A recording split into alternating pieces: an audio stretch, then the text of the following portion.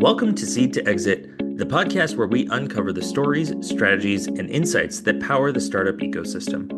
I'm your host, Reese Keck, founder of MindHire, a talent acquisition firm specializing in helping startups build exceptional teams. Each week, I sit down with founders, investors, and industry leaders to explore the journeys behind iconic companies and game-changing ideas. Whether you're building, investing, or just curious about what it takes to succeed in the startup world, I want this podcast to be your go-to resource for actionable insights and inspiring conversations. Now, if you enjoy the show, please don't forget to subscribe, leave a review, or share it with your network. Your support means the world and really helps bring more incredible conversations to life. All right, Adam, thanks for coming on. Glad to have you. Thanks for having me. Absolutely. So I'm excited to chat with you. I had a chance to look over a lot of the portfolio investments that you do. You've got your hands in a lot of different spaces right now. So just excited to dive a little bit deeper into everything with you and learn a little bit more about how you invest. Sounds great. Awesome. So before we get into Strzok Capital, you, of course, had your own start as an entrepreneur, not in the tech space, in the CPG space. Tell me a little bit more about that and what led you into venture. Yeah. So I was originally a big law attorney at Kirkland and Ellis in their M&A corporate practice group in New York.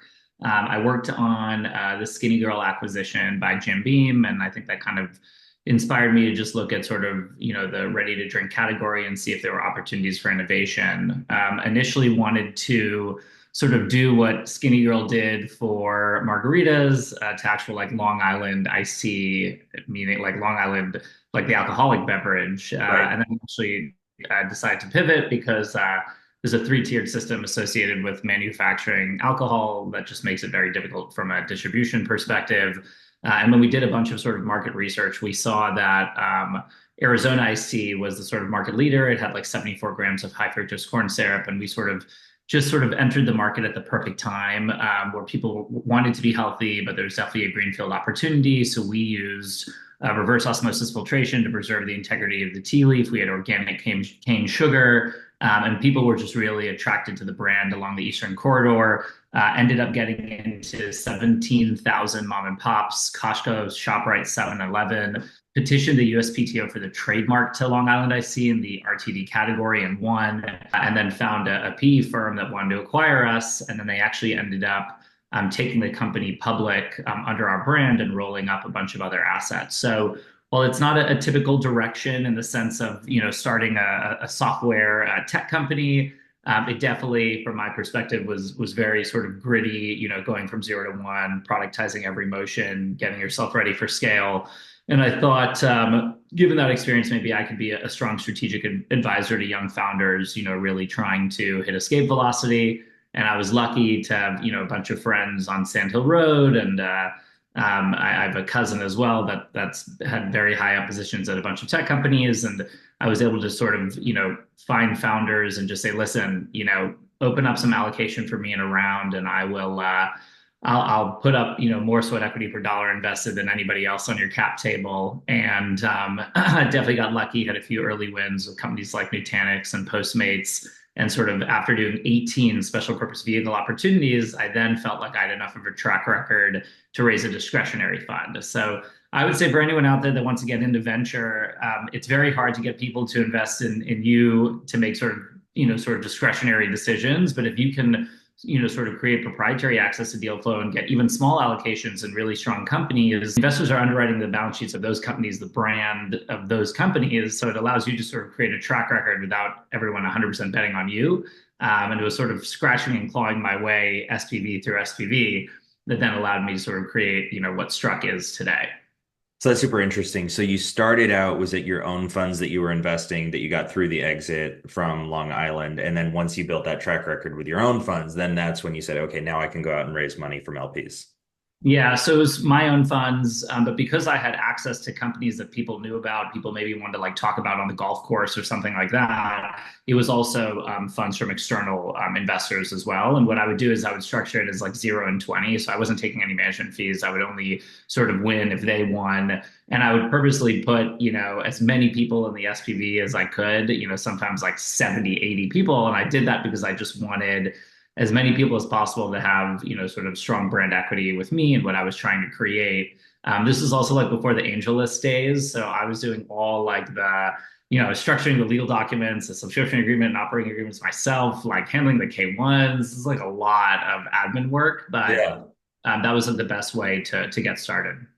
Cool. Awesome. So you had a really interesting background. So were you doing the Kirkland analysis? Were you doing that alongside founding the iced tea company, or was it one and then the other? Yeah, yeah. So I started Long Island Brand Beverages with my brother.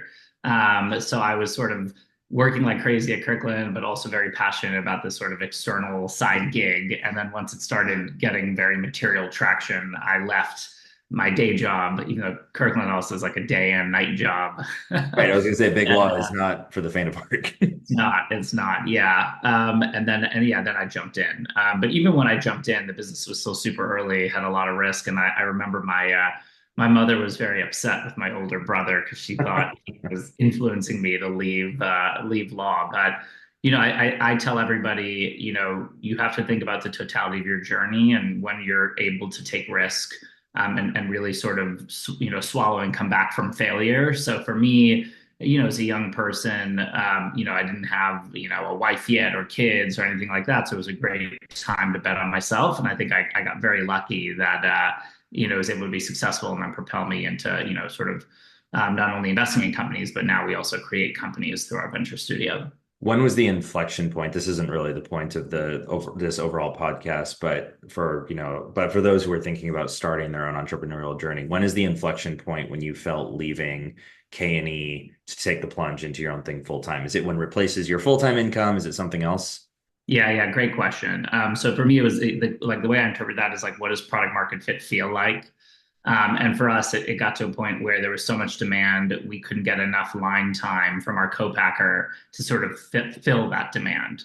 We would expand into, 15 stores, 20 stores. They would sell everything very quickly. They would tell, what a lot of people don't realize, at least in the beverage game, specifically like in New York, is even even when you're sort of getting into the mom and pops, a lot of them are controlled by sort of aggregators because there's like family members that will have other family members, and all of a sudden between a specific family, they own like 100 stores. So it was almost like enterprise-esque where we would land and expand very materially. So Mm. once I got to a point that we could see the velocity in which these sort of single unit packs or six or a dozen, were sort of flying off the shelves. And then we got to a point where we like outgrew our co-packer. And then I was like, oh, this is really serious. But in terms of, it still wasn't, it was an equity game. I wasn't paying myself nearly as much, as I was making at Kirkland Ellis. I can imagine. So it sounds like you've had some really strong influence. You had your brother, you had your cousin who you mentioned has worked in big tech. Who have been some of your overall biggest mentors or influencers, and what lessons have you learned from them that you still keep now? Yeah. David Blumberg from Blumberg Capital was, very inspirational to me. He was an early investor in Nutanix and, also sort of started out with sort of SPVs, and sort of created a large fund with a ton of, sort of a ton of wins through that process. I think that was definitely one that, sort of inspired me. When I was really, really early thinking about venture and entrepreneurship, I remember reading Ben Horowitz's The Hard Thing About Hard Things. Obviously he's a well-known name, but what I loved about just sort of the ethos of how he was writing is you almost felt like you were, in the room with him, having a coffee and really just talking, sort of honestly and truthfully about not only all the amazing things associated with entrepreneurship, but the concept of like eating glass and swallowing it and continuing to go. I've also been very motivated by just the story of my grandfathers. Both of them, respectively, were immigrants and both actually came to South Africa and started with absolutely nothing, and in their own way created large companies. And unfortunately, they then dealt with things like hyperinflation and all these things that can come, with maybe trying to scale in South Africa in sort of the 70s, et cetera. But from my perspective, I kind of always felt like I came from very strong entrepreneurial genes, and I felt like, if they could do it, I think I can do it. So I think that memory and that story also is very influential for me. I love that. I mean, you clearly have the scrappiness, both with starting the beverage company as well as the SPVs and Strzok, which we'll get to in a minute. I'm really curious, how does the SPV vehicle that you mentioned work? I mean, I know what a special purpose vehicle is, but you mentioned getting 70 to 80 people in there. So are you then functionally doing almost like syndication or small level crowdfunding from call it 70, 80 investors and saying taking maybe 3 to 5,000 and then going to a seed fund or a seed level owner and saying I can write you a $250,000 check? Is that your model? Yeah, so typically what we would do, what I would do is I would first secure the allocation with a portfolio company. Because what you don't want to do is sort of promise an allocation in a hot startup, and then all of a sudden you raise the capital, but you get everyone to sign subscription agreements, then you can't get into the deal. So I would try and secure the allocation, but then the minute I would secure it, it would create fear because it's like, oh my God, now I have to fill it. Right. And that's not so easy. But yeah, so typically like what I would do is I would secure like 250K, 500K, $1 million, allocations in various startups. I would then create, sort of proprietary materials, sort of our investment memo, financial model, all those types of things. And then it's really about just sort of, pounding the pavement with people in your network that you think would be attracted to sort of having exposure to this type of to venture as an asset class and maybe this particular company, taking lots of calls and you're really being a salesman, right? You're sort of selling your ability to source the deal, but most importantly, you're selling what you believe are going to be the future prospects of the company. So, there were times where I would lock in like a 250K allocation and that would be heavily oversubscribed. And then maybe the founders would give me more allocation or sometimes they didn't. And, we had times I remember where there was like a deal where I had like $7 million of interest, but my allocation was only like $1 million. So then what we would do is we would lower everybody pro rata and then give them their allocation. So that's kind of the thing, right? Is you push really hard by adding value to the founder, to have them be like, hey, I'm going to give you some of this allocation. And then you have to go out and sort of raise the capital and just hope that all the ducks sort of fall in a row prior to closing, because you also don't want to be that person that is delaying the closing or having to come in on second close. You could ruin your reputation really quickly. So yeah, I mean, basically I would get the allocation, prepare proprietary materials, and then just run a good process to get everybody coming in at the appropriate time to then not delay the company's closing with other institutional investors. I mean, that's really fascinating because it's a little bit opposite from how the traditional venture model works, right? Where you raise a fund and then you go and you deploy that capital. It's like you get the allocation. Now, shit, now I have to go raise the money. Did you ever run into a situation where you got the allocation, but you weren't able to raise the capital? And then if so, what happened? Yeah, so luckily, knock on wood, that has never happened. Now, what I will say is there have been times where like the closing is happening tomorrow and I've like hadn't filled it, and that's very, very stressful.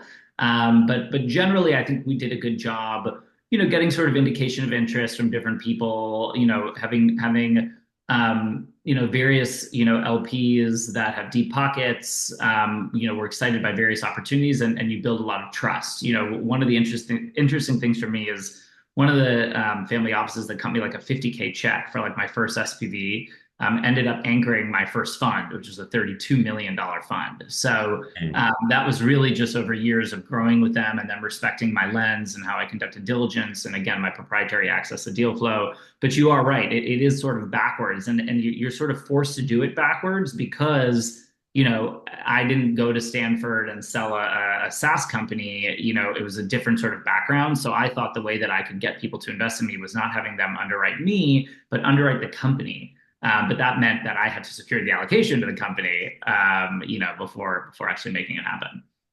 I love that approach. When you mention the proprietary deal flow, what does that mean? Is that just because you have a large network? Did you have access to some data sources? Yeah, I mean, so now, like at Strzok, we have extremely proprietary access to deal flow for a plethora of reasons. We've got incredible connections with downstream and upstream VCs that want to do deals with us and share everything. We've got a really strong founder network. These founders, are now leaders in their fields, and when employee number 10 from their company leaves and does something else, they're going to send them right to us because they had such a good experience at the seed round. We have like early access to a bunch of accelerators like the Y Combinators of the world. And then most importantly, we have our own venture studio where we're actually creating our own companies. So that's as proprietary as it gets. The way I would have defined it, sort of early in my career from an SPV perspective was basically just being, as you said, well networked. So the cousin that I mentioned, just as an example, was global head of business development at Spotify, then chief strategy officer at Snapchat, chief strategy officer at Chime.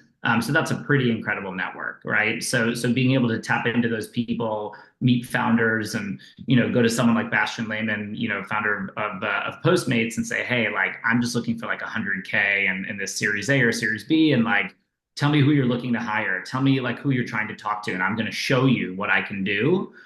So it's all about sort of understanding the totality of your network and your social graph, and just being super gritty with founders, and ideally, right, reminding them of themselves, because no founder has gotten to Series A or Series B without having to sometimes do the non-scalable, gritty things to find product market fit. And I still believe that the bar for value add in venture capital is super low. So I think I was able to stand out by leveraging my network to get in front of the right people, and then like literally pestering them with value add until they let me into the round. I love that. Okay. So you hit it, you did really well with the SPVs. You then raised your $32 million first fund. Yep. What has happened from raising that first fund to today? Yeah, so definitely a lot. So that first fund is what we call Strzok Capital, and that's basically like our B2B closed-ended software fund. We are now investing out of a new fund, Strzok Capital Fund 2, which is $75 million. We're going to be going out for $100 million Fund 3 in January. I'm just waiting for those interest rates to drop a little bit more. One of the things that we also did that was very opportunistic was one of the SPVs that I invested in. I ended up selling to Bittrex, which at the time was one of the largest cryptocurrency exchanges. And I was actually approached by a relatively large fund in the LA area that said, we want exposure to crypto. We've heard about your exit. You have proprietary access to these exchanges. And that was during like the ICO craze. You could get these projects listed.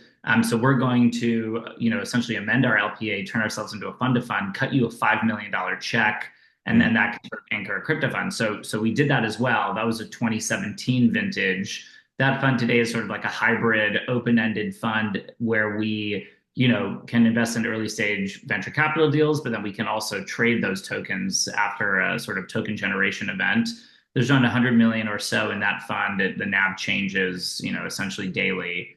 And then the third leg of the stool, so to speak, is our venture studio. And that was sort of born at the height of 2021, where I would, find founders, develop strong relations with them for 6 months, add a ton of value, and then I'd write them a term sheet, and then they'd call me and say, a junior partner at Tiger Global that I just met like yesterday is offering like 3x what you're offering, and they don't even want a board seat, and they don't care about any of this. So like, I'm just taking it. It's easy money, and it happened like numerous times. And I kind of just felt like, gosh, even as a venture capitalist, on the sort of forefront of innovation, all early stage, real sort of value add, sort of sweat equity intensive investor, I still find that because of the macro environment, I have like no ball control, and I can't really get deals done according to my sort of investment criteria and sort of valuation framework. So I said, you know what, like I'm an entrepreneur. I've got a lot of entrepreneurs around me. Why don't I just launch a studio so I can be master of my own domain and create my own companies? So I teamed up with Michael Montero, who was my CTO operating partner at the time. Mike's incredible because he built Resi. So I'm sure you've used like Resi to make a restaurant reservation. And we brought on another buddy of mine, Tom Ryan, who created Pluto TV and is now head of the whole streaming division at Paramount. And the three of us got together and launched Strzok Studio. And what's been really cool about that is we raised the capital from a bunch of tier one VC funds. So we've got like Andy Weissman from Union Square Ventures, Rob Chesney from Chicago Ventures, Revolution, Liquid 2, Great Oaks, US Venture Partners. So these funds have all invested in us because they view it as a way for them to have proprietary access to deal flow. And then what's great is we can leverage their information asymmetries to be like, hey, where do you see greenfield opportunities? Where should we build? Obviously, I also create a lot of cross-pollination between the Strzok investment teams and the studio because it also helps to understand what to build. And yeah, for me, we're now like 2.5 years into the venture studio. We've created 4 companies to date. They've been funded. They're real companies.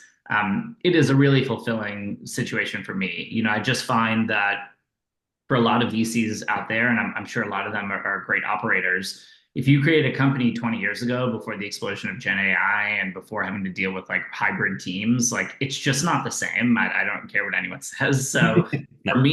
for me, with the studio, it's sharpening my pencils and sort of keeping me strong on the investor side.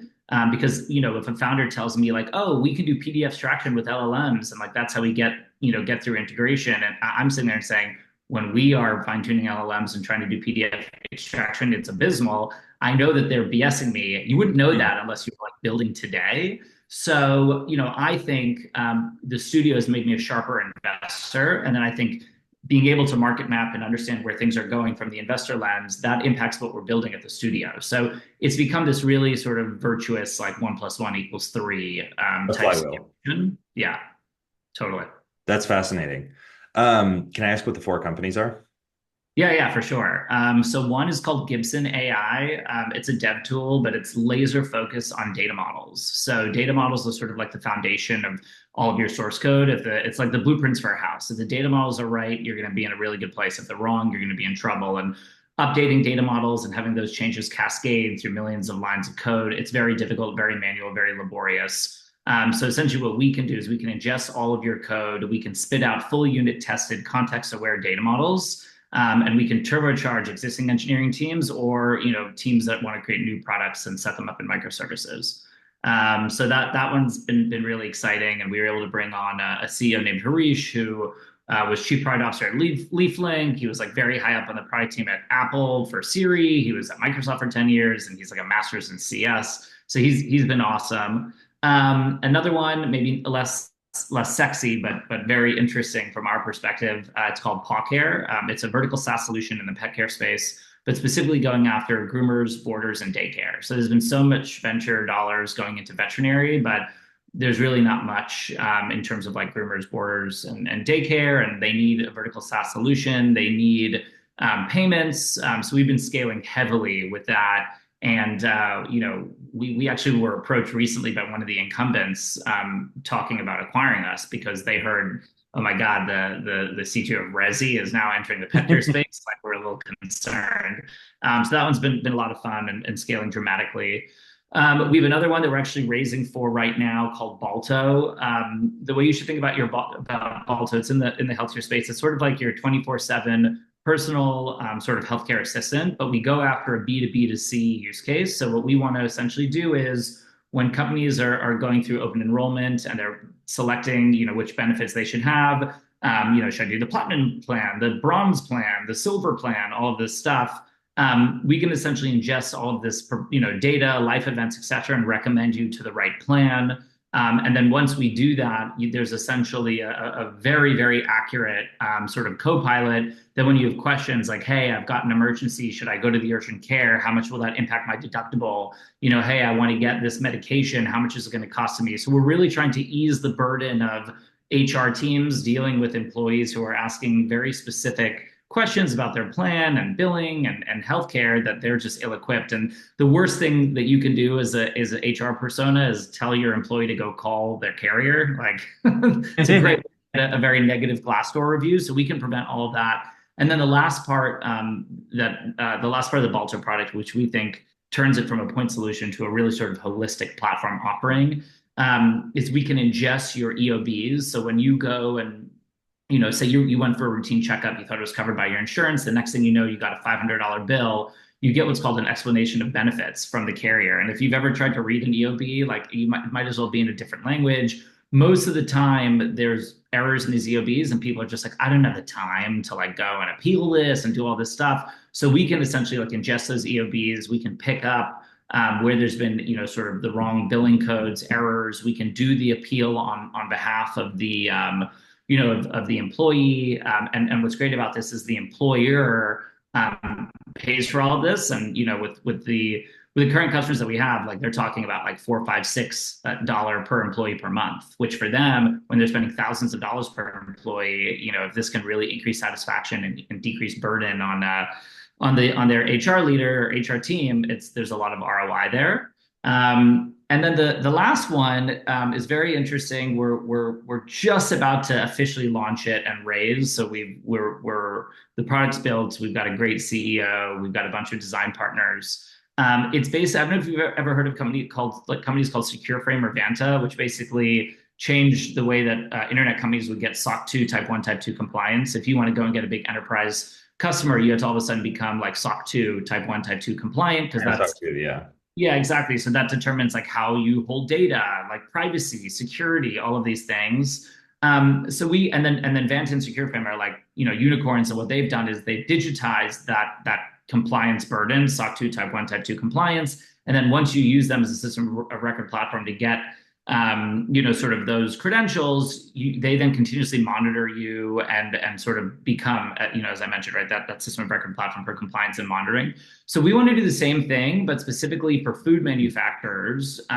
So there's something called a HACCP plan, which is essentially like your food and safety plan. Like, let's just say you're creating something and there's chicken or there's egg or, what's the temperatures? Like how many times do you have to check the metal detectors on the line to make sure that there's no metal in the foods, all these different things. The FDA is very robust, what are called HACCP plans. So we want to start out as essentially like a HACCP plan builder, similar to like what SecureFrame and Vanta did for SOC 2, Type 1, Type 2 compliance. And then we can, and a lot of these major manufacturers, like ones that are doing hundreds of millions of dollars a year, they have manual sort of safety personnel on the floor that are checking these with paper and pencil.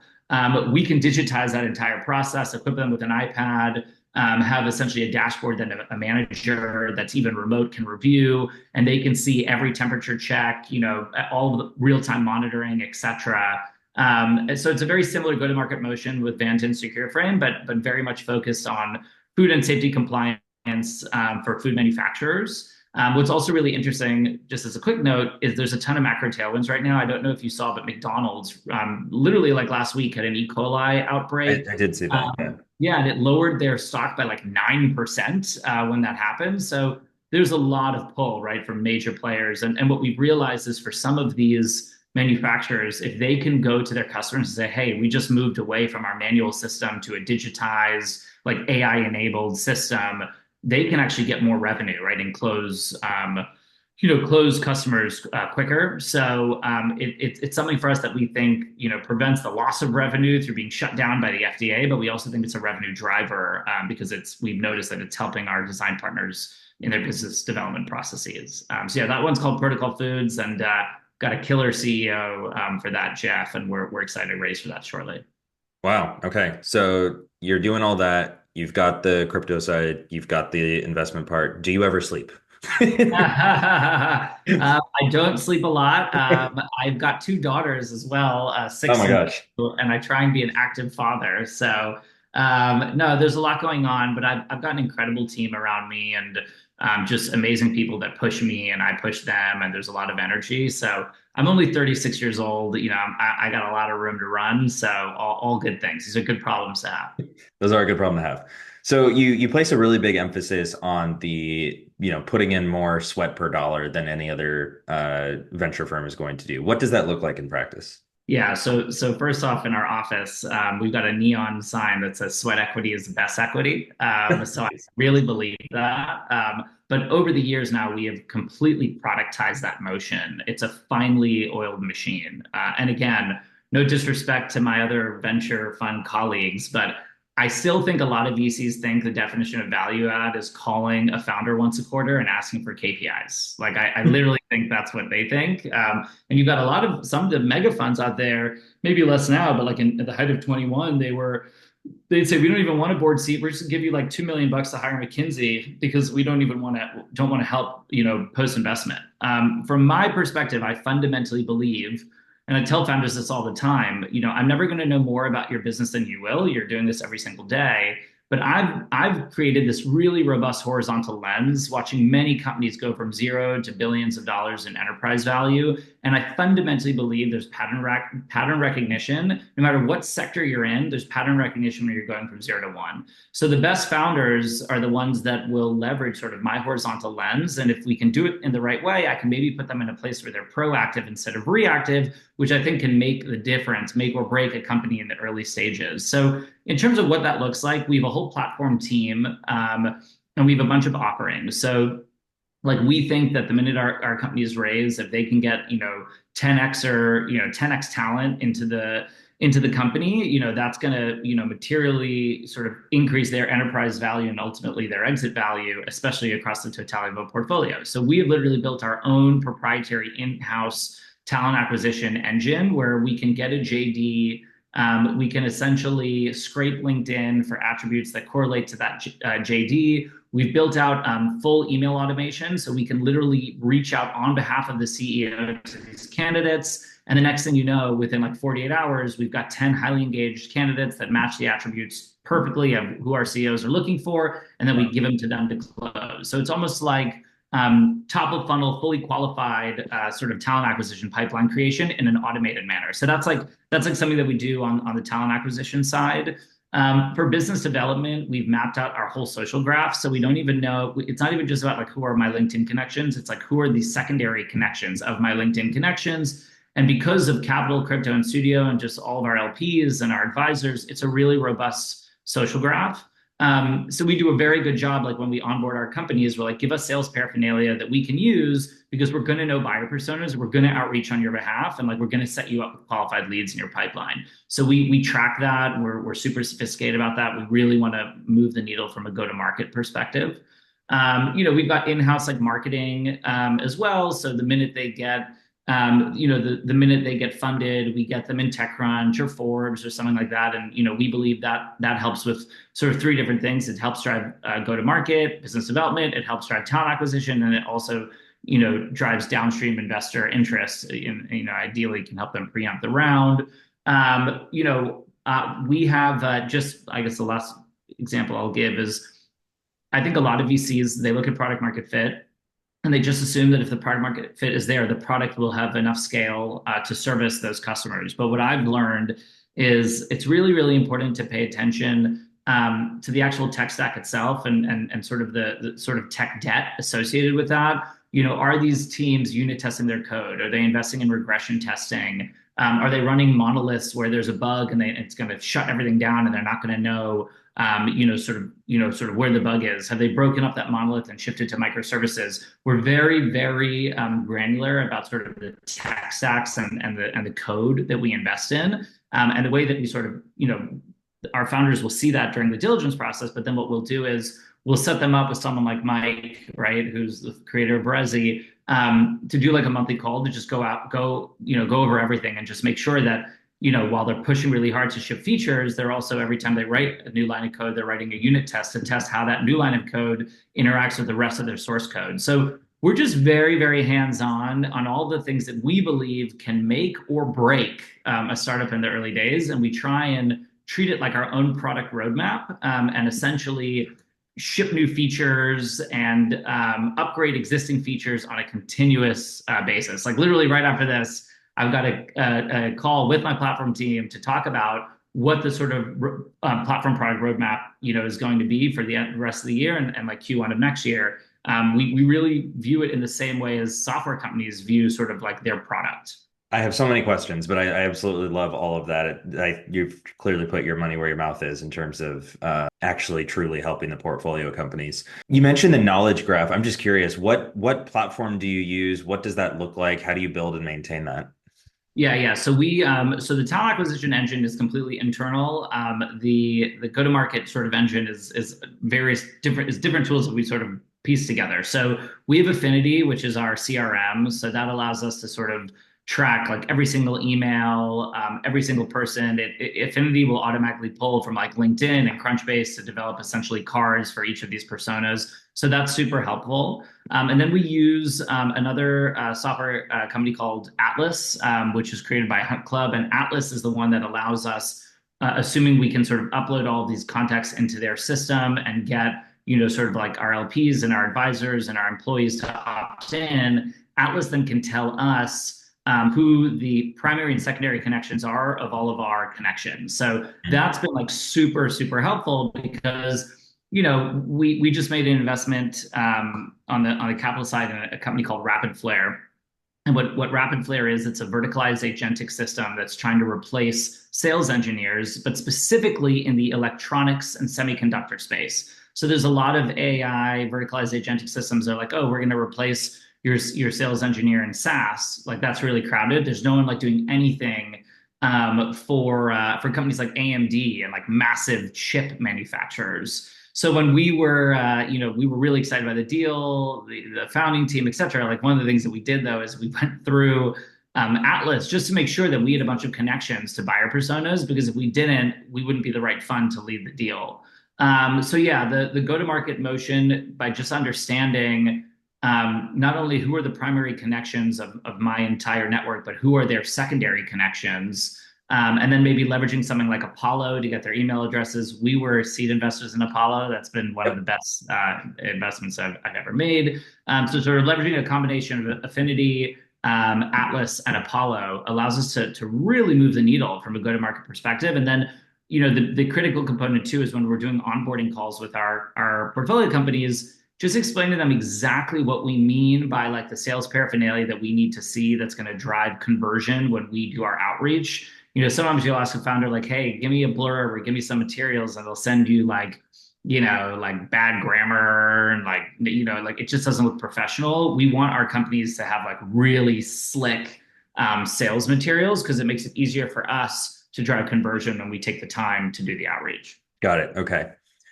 You mentioned product market fit a few times, and obviously at the stage that you're investing, that's, it's can the company find that oftentimes is the big question. Are there certain KPIs or metrics that you are looking at to determine, or even a framework to determine if a company has found product market fit? Yeah, 100%. What I'll say is what's kind of interesting in this current environment, people always ask me like, oh, like, because it's I guess like a high interest rate environment, and it's just still a bunch of macro headwinds and uncertainty from the election. Like, does that mean that your valuations, your average post-money valuation for your investments has gone way down? And I say, no, actually, it hasn't. The post-money valuation has stayed the same. The difference is the traction that we can see for that post-money valuation has gone way up. So we're typically in a situation now where we're doing seed rounds at, maybe like an $11 to $13 million post, and they've got like 250K to maybe even 400 or 500K of ARR. That same amount of traction at the height of 2021 would have gotten you like a $10 million round at a 40 post for a Series A. So for us, right, we don't mind the valuation staying the same, but what's really cool is we can see a lot more cards that are turned over, right? Whereas typically in a different market, we can't. So we're literally in a place now where we can do like full net dollar retention analysis on our companies, because these companies have enough revenue to actually show, we land revenue. We can now in a productized motion expand revenue from our defined ICP. There's like no churn. We're not having a bunch of downgrades. So a net dollar retention, sort of that metric, and really seeing a productized expansion motion, which is typically something you would only expect at like Series A, we are now seeing in the seed round. So those types of things are very critical to us when we're just doing like a quantitative assessment on whether or not there is product market fit. Another thing that we pay a lot of attention to is just sort of the unit economics of the motion. So how do your ACVs correlate to your sales velocity, right? So if you're in a situation that it's taking you 250 days to go from a qualified lead at the top of the funnel to a signed contract, and it's a $10,000 ACV, like you're upside down from unit economics perspective. So even if you think you have a lot of customers, that's not true product market fit. If there's true product market fit, there's going to be pull, and like a ratio that we want for like a 100K ACV is like a 90-day sales cycle. So things like velocity of sales motion and how it correlates to contract size, that's obviously another sign of product market fit. Earlier, because sometimes companies don't have that, some of the things that we will look for, even if they're still maybe in like a bit of customer discovery phase, they've got 1 or 2 real lighthouse customers. Are those customers pulling and pushing them to ship new features that they fundamentally believe won't be non-recurring engineering? These are not idiosyncratic features just for that customer. These are features that would allow you to still feel like you're creating a sort of utilitarian mindset the greatest number, features that will provide the greatest good for the greatest number of buyer personas within my ICP. So something like that, right? Like with Rapid Flare, for example, this deal that we just did, this verticalized agentic system in the electronic space, they're getting a lot of pull from AMD as sort of a lighthouse customer, and AMD has gone from like a 12K contract to a 30K contract to a 60K contract. They're meeting with them all the time, so that's also a good example of product market fit, even when things are maybe a little bit early. So yeah, hopefully that answers it. No, that does absolutely.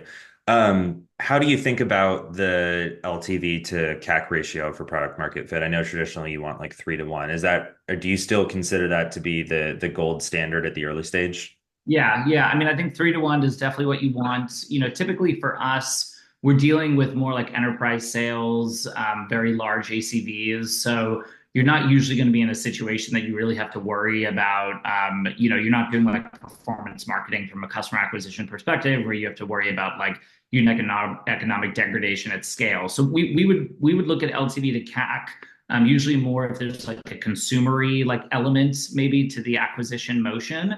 Mhm. If you're doing enterprise sales and there's a path to six-figure ACVs, we know that the LTV is going to massively supersede CAC. But what's important from our perspective is what is the velocity of the sales motion, right? If you've got like a bottoms-up PLG self-serve motion that can, sort of put you in a really good place where you're not having to invest a ton of time and energy and you're getting strong ACVs and you can land and expand it, that's amazing. If you need to do more like top-down hand-holding account-based marketing, that's okay. But you really need to make sure, as you said, right, there is a quote unquote CAC or just cost generally to that motion. So you really need to make sure that the juice is worth the squeeze from an ACV or I guess you could call it LTV perspective.